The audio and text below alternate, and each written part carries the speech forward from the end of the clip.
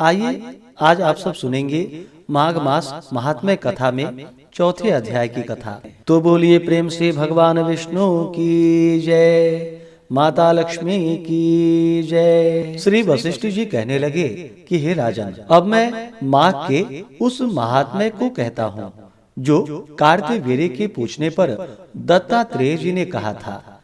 जिस समय साक्षात विष्णु के रूप श्री दत्तात्रेय सत्य पर्वत पर रहते थे, तब महिष्मति के राजा सहस्त्रार्जुन ने उनसे पूछा कि हे योगियों में श्रेष्ठ दत्तात्रेय जी, मैंने सब धर्म सुने, अब आप कृपा करके मुझे माघ मास का महात्म्य कहिए। तब दत्तात्रेय जी बोले, जो नारद जी से ब्रह्मा जी ने कहा था वही माघ महात्म्य मैं तुमसे कहता हूँ। इस कर्म भूमि भारत में जन्म लेकर जिसने माघ स्नान नहीं किया, उसका जन्म निष्फल गया। भगवान की प्रसन्नता, पापों के नाश और स्वर्ग की प्राप्ति के लिए माघ स्नान अवश्य करना चाहिए।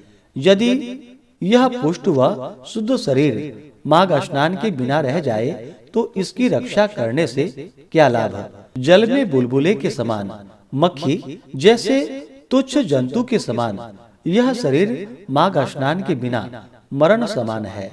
विष्णु भगवान की पूजा न करने वाला ब्राह्मण बिना दक्षिणा के श्राद्ध, ब्राह्मण रहित क्षेत्र, आचार रहित कुल, ये सब नाश के बराबर है। गर्व से धर्म का, क्रोध से तप का, गुरुजनों की सेवा न करने से स्त्री तथा ब्रह्मचारी, बिना जली अग्नि से हवन और बिना साक्षी के मुक्ति का नाश हो जाता है।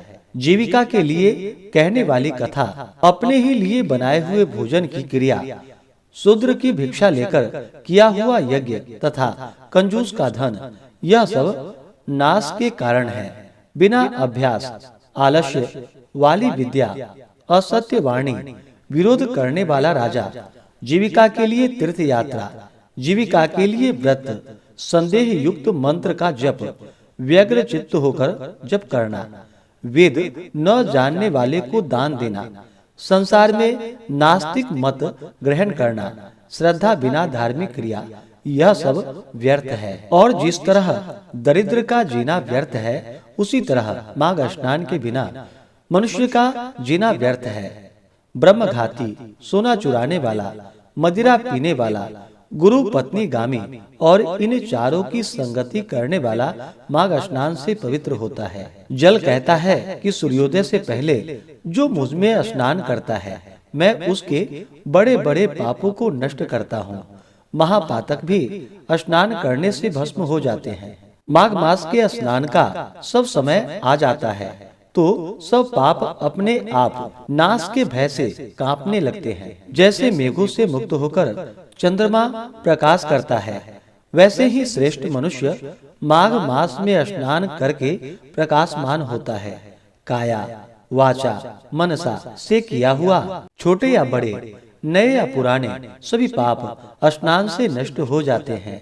आलस्य में बिना जाने जो पाप किए हों, वह भी नाश को प्राप्त होते हैं। जिस तरह जन्म जन्मांतर के अभ्यास से आध्यात्मिक ज्ञान की प्राप्ति होती है, उसी तरह जन्मांतर अभ्यास से ही माघ स्नान में मनुष्य की रुचि होती है।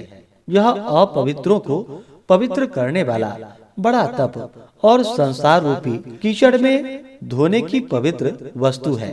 हे राजन, जो मनोवांछित फल देने वाला माघ स्नान नहीं करते, वह सूर्य चंद्र के समान भोगों को कैसे भोग सकते हैं। इस प्रकार से माघ मास महात्म्य कथा में चौथे अध्याय की कथा पूर्ण हुई। तो बोलिए प्रेम से भगवान विष्णु की जय, माता लक्ष्मी की जय। इसके आगे की कथा जो कि आप अगले अध्याय में सुनेंगे। इसी प्रकार से कथा को सुनने के लिए, ज्ञानवर्धक जानकारियाँ प्राप्त करते रहने के लिए, व्रत पूजा के बारे में जानने के लिए चैनल पे अगर आप पहली बार आए हैं तो चैनल को लाल बटन दबा करके सब्सक्राइब करें, साथ में बेल आइकन घंटी को दबाएं ताकि आने वाली वीडियो का नोटिफिकेशन आपको समय से मिलता रहे।